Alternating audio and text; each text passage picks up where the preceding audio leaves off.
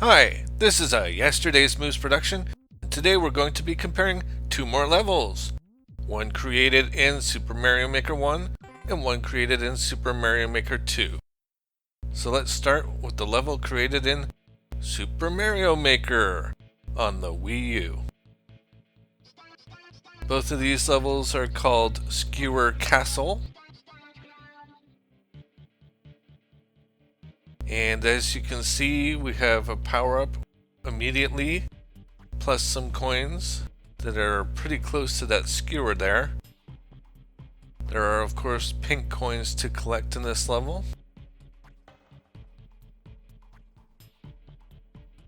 And the main reason why I'm redoing levels that I created in Mario Maker 1 with Mario Maker 2 is because there are now more options, such as slopes. Originally I envisioned this level and some of my others with slopes, so I'm recreating those levels. Plus there's new items that you can use. New items make things better. By the way, you can overlap these one-way walls under the pipes, so you have these arrows pointing down. I like to do that in Super Mario Maker 1. Unfortunately, you can't do it in Super Mario Maker 2.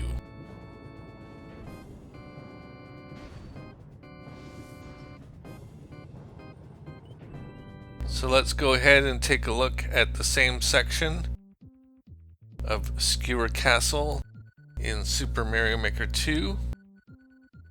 And the reason why I'm using those circles there before and after the name is basically to indicate that there are pink coins to collect. Now, as you can see, there are slopes, plus I wanted to point out that the amount of spaces that you have at the start is actually more in Super Mario Maker 2 than it is in Super Mario Maker 1. Not sure why that is. I think it's 5 spaces in Super Mario Maker 1 and 7 spaces in Super Mario Maker 2. Now the level's layout is pretty much the same, but you can see there's the slopes, which is what I wanted. And I did move these coins further away from the skewers to make them slightly easier to get. Plus I made that question block further away so that you wouldn't really get stuck. By the way, I thought it was so smart putting these slopes here, but as you can see, it's pretty hard to get out. If you are Super Mario or Super Luigi, you can actually get stuck in there. Unfortunate, but hey, if you get stuck in there, oh well, it's not a soft lock, you can get out. So here we're back in Super Mario Maker 1, and this section is pretty much the same in Super Mario Maker 1 as it is in Super Mario Maker 2. This one jump here from that second skewer to the third is a bit more difficult to make. One thing I found is that when I'm recording it on my capture device, it's actually a lot more difficult to make that jump because there's a delay in when you press the button to when the character actually does something. So it can actually make you fall down and lose. And you get things like that where you can't quite make the jump. It's quite annoying.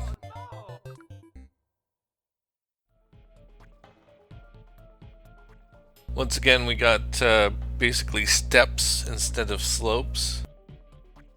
And checkpoint flag, of course, more pink coins. There's a hidden one up there.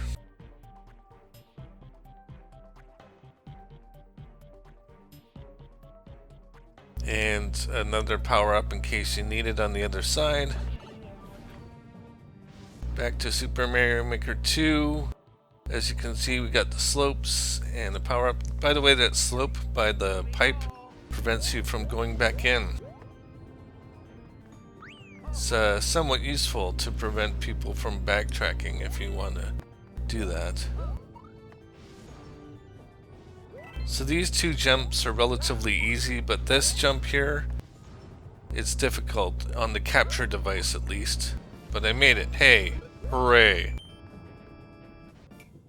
By the way, overlapping the semi-solid platforms in Super Mario Maker 2 is a lot more difficult and a lot more finicky. I'm not sure why that is. Sometimes they disappear, sometimes they don't overlap in the way that I want them to. It's just weird. So back in Mario Maker 1, I wanted to show off the spacing between the sections. They are pretty far apart. There's plenty of wall separating them, but you can see the other section. Got another hidden one up there.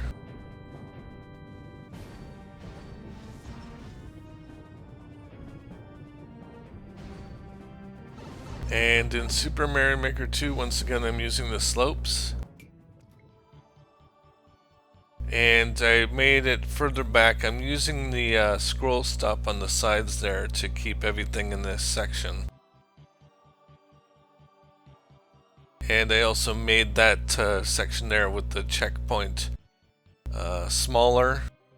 And I put a slope there to make it easier to jump across. That actually works quite well. This is an idea of what the spacing looks like. I find for scroll stops, when you for walls, it's better to use at least 2, possibly 3 spaces, because you can kind of see edges in the scroll stop. It's hard to explain, but it's better to have at least 2 or 3 spaces. So here in Super Mario Maker 1, got a lot of steps and jumps. But with Super Mario Maker 2, fortunately, you can make those slopes.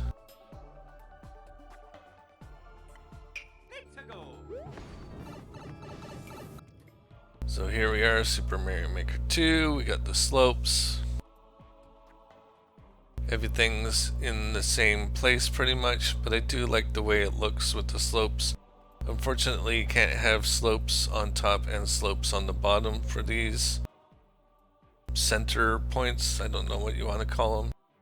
Here once again we can see the spacing between one section and the next. Here we go. Once again we got another one of these areas where you can get stuck in.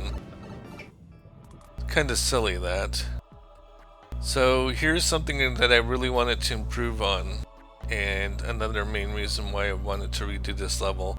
So you got this little section in between where you have a locked door and a regular door to choose from. In Super Mario Maker 2, it can all fit on one screen, and with the scroll lock, it actually works a lot better. I did not put another one up there, by the way. And here we are in Super Mario Maker 1. These question blocks are a little low. So I did actually want to reposition those, and as you can see, you can scroll back and forth when you're in that area, because there's nothing to prevent it.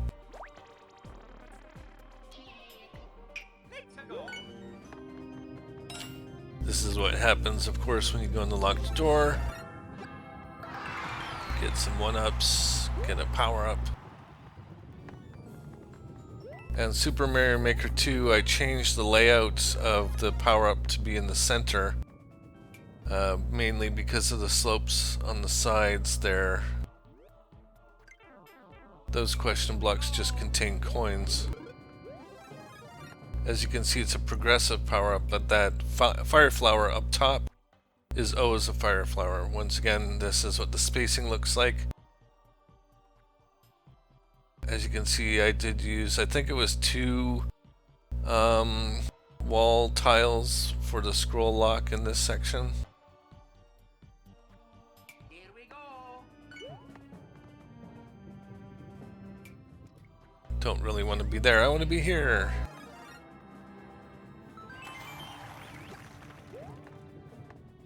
And I did raise the question blocks up one block so that they were a little bit better spaced.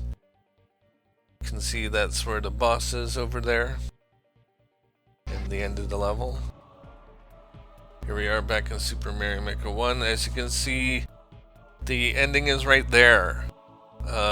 So when you defeat Baby Bowser, you go through the locked door and then you hit the axe, and unfortunately then you'll see another Baby Bowser drop from the ceiling. So I wanted to eliminate that. Baby Bowser has a boss sound effect, and there's also this breaking sound effect on the top door there. I did not include that in the Super Mario Maker 2 version, and that was just a little bit of a mistake, but it's okay. It's unnecessary because he doesn't drop from out of the screen in the Super Mario Maker 2 version.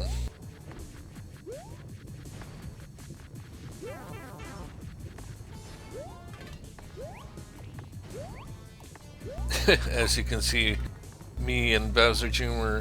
were jumping over each other there. Kind of funny.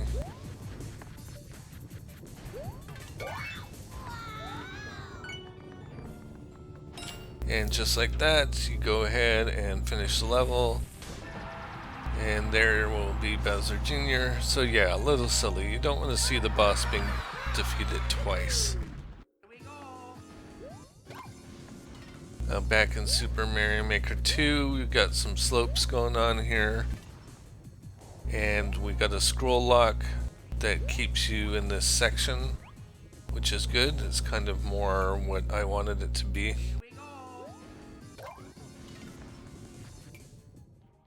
But I did want to show off here that you can kind of wall jump off of where Baby Bowser falls from.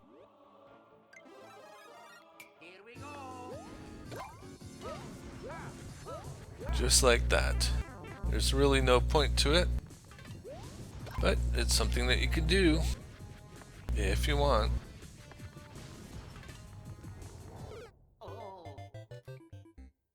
Here we go.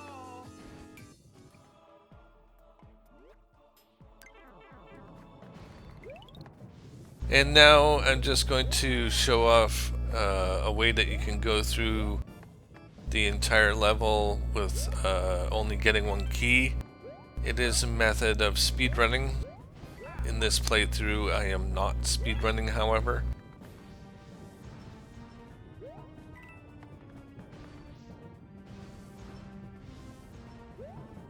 As you can see, having the coins a little bit further away from the skewers makes it a little bit easier.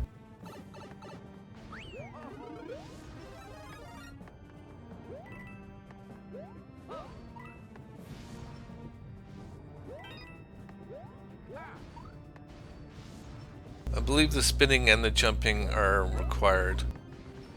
And once again, I made that jump, hooray, and I completely ignored the one-up. But then I got caught there on two skewers. Kind of silly.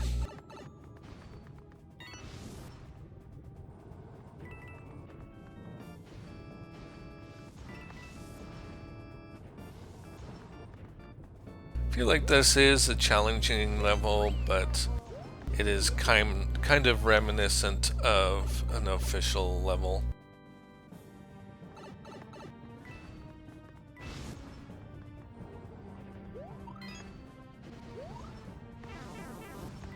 However, one player at least said that it was possibly too difficult.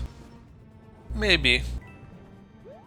It would definitely be a later level, like a 8th world or something like that.